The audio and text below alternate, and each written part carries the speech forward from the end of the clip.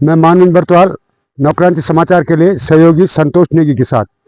उत्तराखंड में एक कहावत पहाड़ी क्षेत्रों में प्रचलित है कि सड़क तब आई तू गांव में जब गांव वीरान हो गए, नहर तब आई तू खेतों में जब खेत वीरान हो गए, खेत बंजर पड़ गए। ये नमूना हम आपको दिखाना चाह रहे हैं जागतौली कांडई में, जो जीता जागता उदाहरण सामने पे परिलक्षित होता है। मैं जहाँ पे खड़ा हूँ, मैं जागतौली कांडई में यहाँ पे खड़ा हूँ, जरमाड़ गांव के नज़दीक पे खड़ा हूँ और सामने दिखाता हूँ कि मेरा कहने का मकसद क्या था। ये क्योड़ी मलांस गाँव के जो सामने ये नहर आप देख रहे हो, नवनिर्मित नहर, करोड़ों की नहर यहाँ पे बनाई गई है और आप अनुमान लगाइए कि उस करोड़ों की नहर का पानी मात्र 2-3 खेत जो हरे दिख रहे हैं उन तक भी नसीब में नहीं है।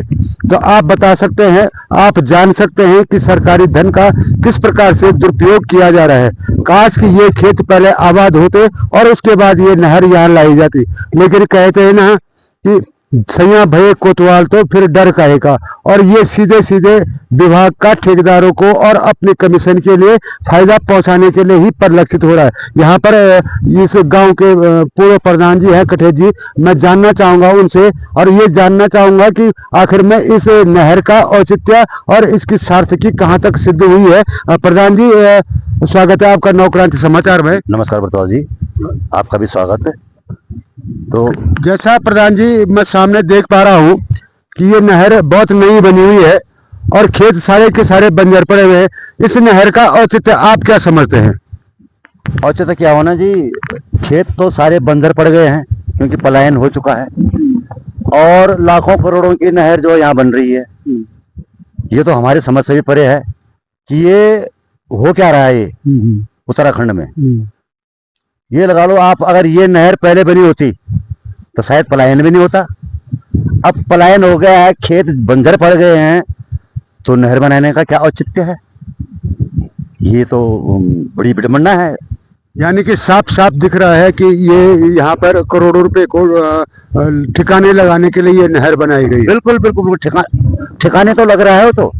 अब सारे खेत बंजर पड़े हुए हैं, अब मात्र जो है 2-3 खेत वहां पे हैं, मेरे ख्याल से उन पे भी पानी नसीब नहीं होगा उनके लिए भी, क्योंकि काम जो है दिखाई दे रहा है वो, है ना।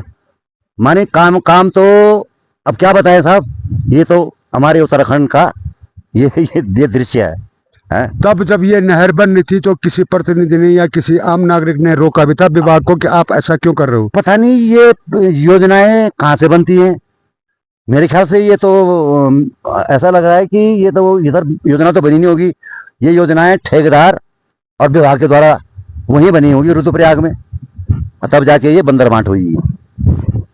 जैसा कि आपने सुना कि वास्तव में बंदरबांट हुई होगी, क्योंकि हम हवा में नहीं, हम धरातल पे आपको दिखा रहे हैं और आप भी खुद समझदार हैं। आप समझ सकते हैं कि क्या ये सरकारी पैसे की बंदरबांट या ठिकाने लगाने का काम है या इस धरती को उपजाऊ करने का काम है।